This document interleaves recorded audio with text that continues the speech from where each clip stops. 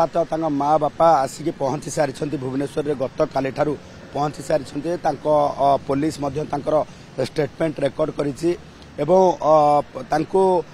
जितेबले जो रही राज्य सरकार पक्ष रही बंदोबस्त तेज एभली क्षेत्र में आज दिन 10टा बेले मृत छात्री शव व्यवच्छेद कर एम्स रे एवं सेठी सबू जो रही भिडियोग्राफी जितेबले शव व्यवच्छेद तार भिडियोग्राफी संपूर्ण भाव टीम ऑफ डॉक्टर रे उपस्थित रहिबे टीम ऑफ डॉक्टर उपस्थित रहिबा सहित शव व्यवच्छेद कारण गोटे पटे जितेबले मामला रुजु करा जायछि जे मृत छात्री जे रही संपर्क भाई जड़े एफआईआर दबा परे ये अबेंडमेंट टू सुसाइड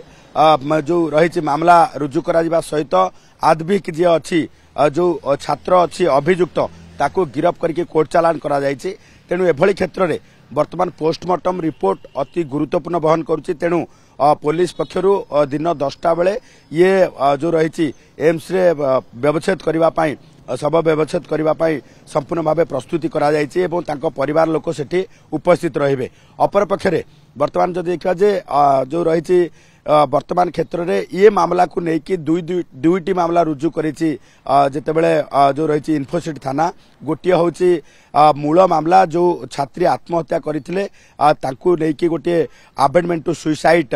मामला रुजु करा जायछि जो अभियुक्त आदविक को गिरफ करके फॉरवर्ड करा जायछि। अपर पक्षरे आउ गोटे मामला रुजु करा जायछि जेतेले नेपाली छात्र मानकु जोर जबरदस्ती कैंपस रु बाहर करा जाउथला एवं सिक्यूरिटी गार्ड माने समानकु माड़ मारी धक्का मारी बाहर करुथिले से जो रही ताकू नहीं सोमोट गोटे मामला रुजु करा जायछि। सोमोट मामला रुजु करा जिबा परे वर्तमान 2 जन सिक्यूरिटी को थाना रे अटक रखा जायछि। ये नहीं कि वर्तमान विचार विमर्श करा जाउछि आईन रो प्रावधान कौन अच्छी ताकू नहीं वर्तमान तर्जमा करा जाउछि एवं तर्जमा करबा परे उभय सिक्यूरिटी को उभय तो कोर्ट चालान करा जाई पारे बोली कि जहाँ पुलिस पक्षरु जना पड़िछि। एवं थर्ड कथा जदि आमे देखिबा जे वर्तमान सुधा भी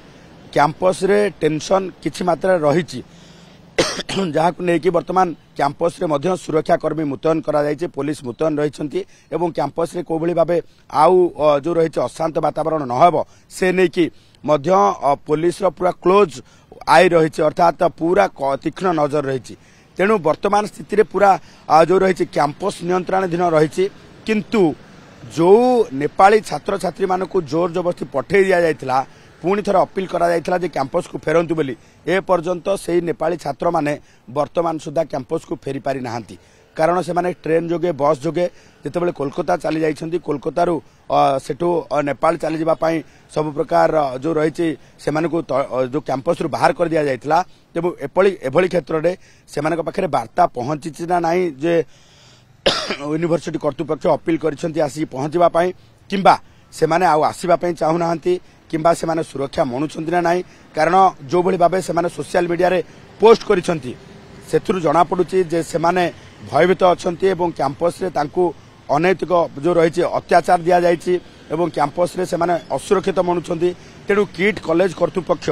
किट यूनिवर्सिटी रो जो माने अछंती जो माने कर्तृपक्ष अछंती से माने किभली भाबे से माने को फेरे आनिबे कारण वर्तमान अंतर्जातीय स्तर रे ये मामला को लेकिन वर्तमान भारतर छवि अत्यंत खराब होबार लागिछि एवं कूटनीति संपर्क उपरे वर्तमान प्रभाव पड़िबार लागिछि कारण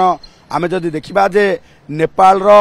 तमाम जे भुवनेश्वर रो जो रही उत्तर भुवनेश्वर रे रहुथिबो किंबा